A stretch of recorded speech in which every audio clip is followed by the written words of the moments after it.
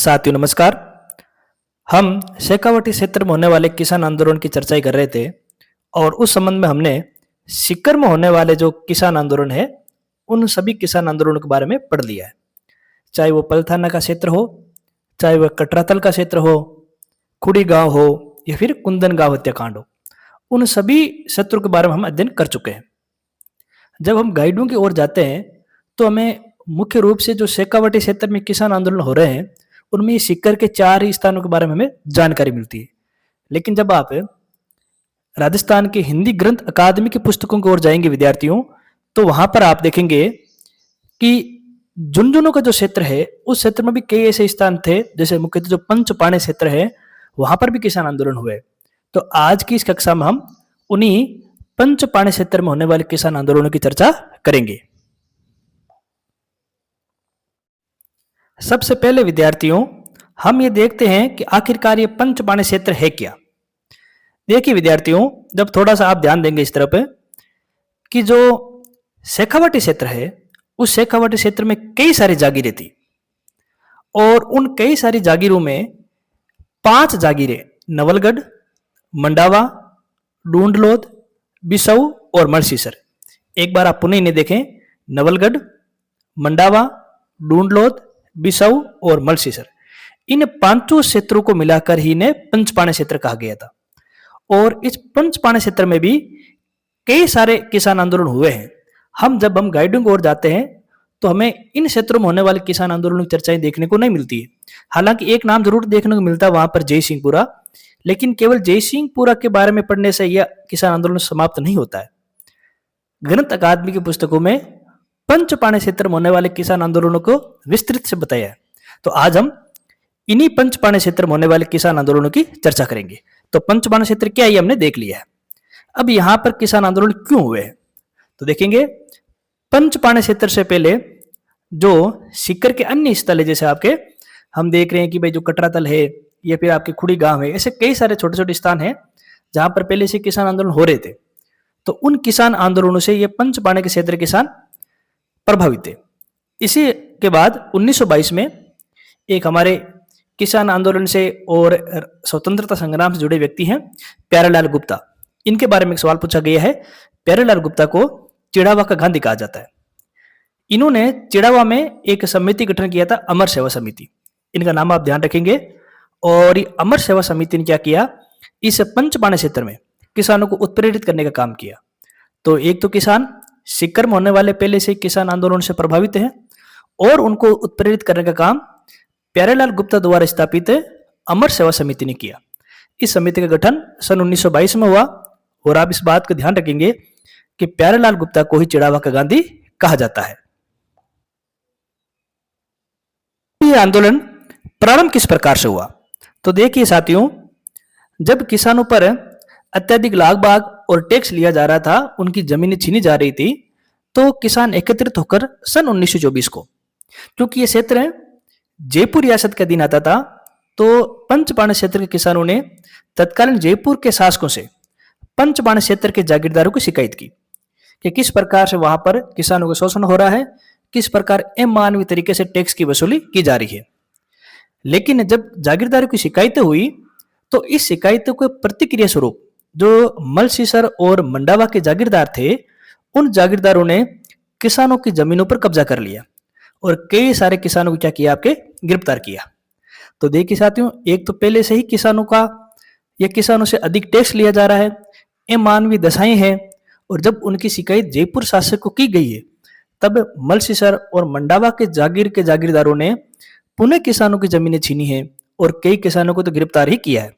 तो जाहिर सी बात है, इन घटनाओं के बाद में किसानों की प्रतिक्रिया आएगी।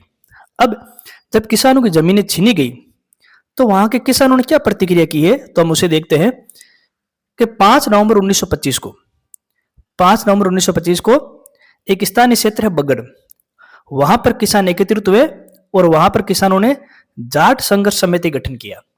देखिए विद्यार्थियों, जो ये सीकर और शेखावाटी का क्षेत्र है वहां पर जो किसान थे वो अधिकतर जाट जाति के थे। जैसे हमने देखा कि जो बिजोलिया का किसान आंदोलन हुआ था वहां पर धाकड़ जाति के किसान ज्यादा थे। तो यहाँ पर जो समिति बनी है उस समिति का नाम जाट संघर्ष समिति था। इसके अध्यक्ष राम सिंह को बनाया गया, इसके उपाध्यक्ष बुदाराम को बनाया गया और इसके जो महामंत्री थे वो रतन सिंह को बनाया गया। अब आप कई सारी गाइडों में आप जब जाएंगे तो आपको इस संघर्ष समिति के बारे में जानकारी नहीं मिलेगी।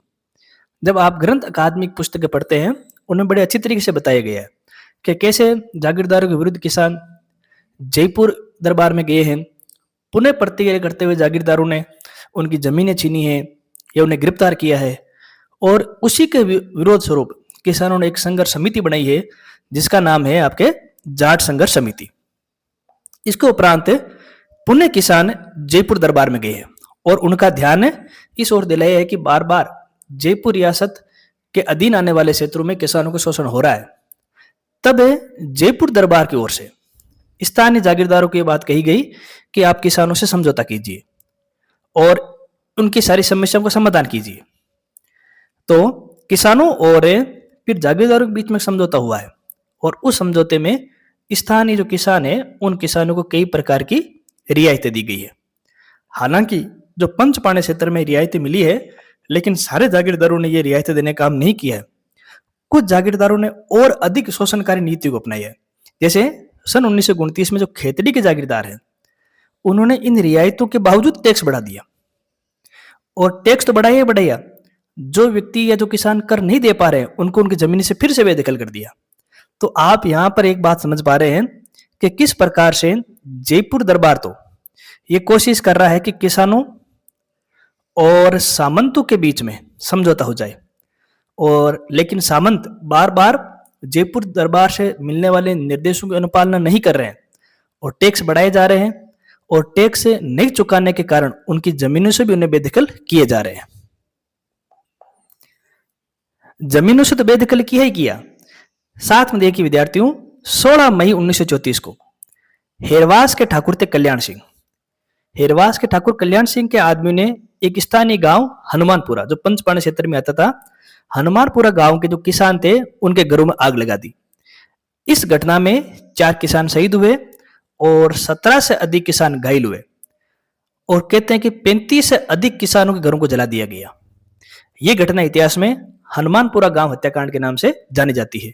तो आप ध्यान रखेंगे जो हनुमानपुरा जो क्षेत्र है वो आपके सिक्कर शेखावटी किसान आंदोलन से जुड़ा हुआ है। जब इस प्रकार की घटनाएं हुई, ये जो किसानों के द्वारा या किसानों के ऊपर सामंती जो शोषण हुआ है इसके विरोध में और इस घटना के विरोध में जो स्थानीय किसान थे उन्होंने फिर 2 शोक सभाओं का आयोजन किया। एक शोक सभा कुंदन गांव हुई और यहां पर जो शोक सभा है उसकी अध्यक्षता चौधरी कालूराम ने की, लेकिन जो पानुसरी गांव में जो सभा हुई थी शोक सभा उसकी अध्यक्षता एक महिला ने की है और उन महिला का नाम बनारसी देवी है। आप देखते हैं सिक्कर शेखावटी क्षेत्र किसान आंदोलनों में महिलाओं का भी महत्वपूर्ण योगदान है, जहां पर आप किशोरी देवी का नाम पढ़ते हो, उत्तमा देवी का नाम पढ़ते हो, फूला देवी का नाम पढ़ते हो, रमा देवी का नाम पढ़ते हो और अब एक नया नाम आया आपके कुंदन गांव हत्याकांड से जुड़ा हुआ धापू देवी का भी नाम आता है और अब आपके पानुसरी गांव में एक नई महिला का नाम आया है बनारसी देवी। तो इन महिलाओं के नाम आप जरूर याद रखें, कई बार परीक्षा में इनके बारे में पूछ लिया जाता है। हेरवास के ठाकुर कल्याण सिंह के आदमी ने जब हनुमानपुरा गांव में आग लगाई तो बात यहीं खत्म नहीं हुई। सन 1934 में जो डूंडलोत जागीर है जो पंचपाणे में आ रही है, डूंडलोत ठाकुर का एक भाई था ईश्वर सिंह। अब कुछ किताबों में इनका नाम हरनाथ सिंह भी मिलता है। उन्होंने क्या किया, जय सिंहपुरा गांव में जो किसान थे जो सामंती अत्याचारों का विरोध कर रहे थे उन पर लाठीचार्ज कर दिया। अब उनका लाठीचार्ज हुआ तो यहां पर कई किसान घायल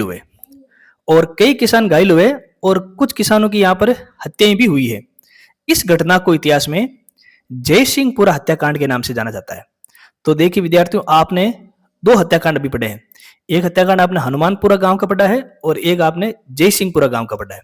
लेकिन यहाँ पर जय सिंहपुरा जो गांव के अंदर जो हत्याकांड हुआ है वो विशेष चर्चित है और परीक्षा में कई बार इनके बारे में पूछा जाता है।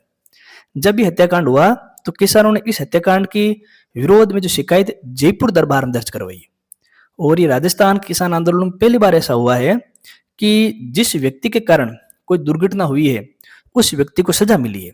यहाँ पर ईश्वरी सिंह, कुछ किताबों में नाम हरनाथ सिंह भी आता है, उनको सजा सुनाई गई है क्योंकि उन्होंने अमानवीय तरीके से जय सिंहपुरा गांव में किसानों का शोषण किया है।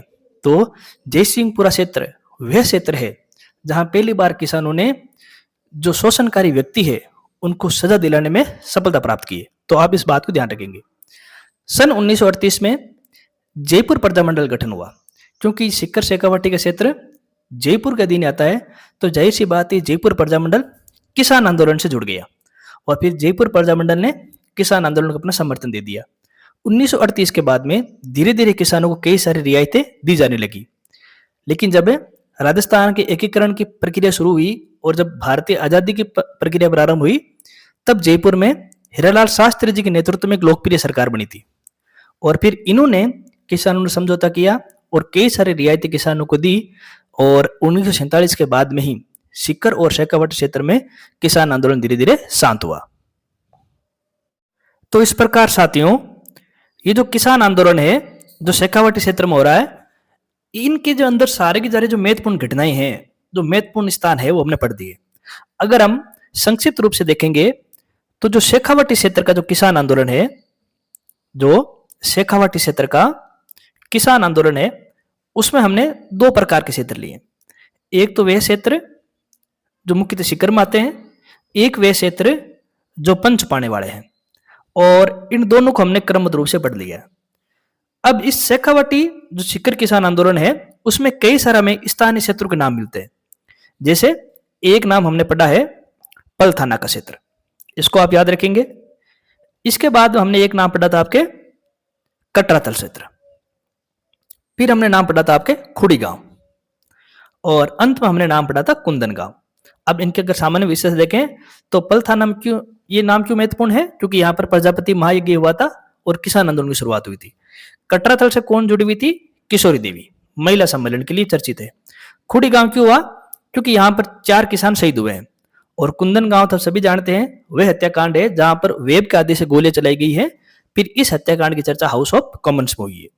इसी प्रकार अगर हम पंचपाणी क्षेत्र को देखेंगे तो वहां पर हमें एक नाम मिलता है आपके हनुमानपुरा, और एक नाम हमें मिलता है जयसिंहपुरा।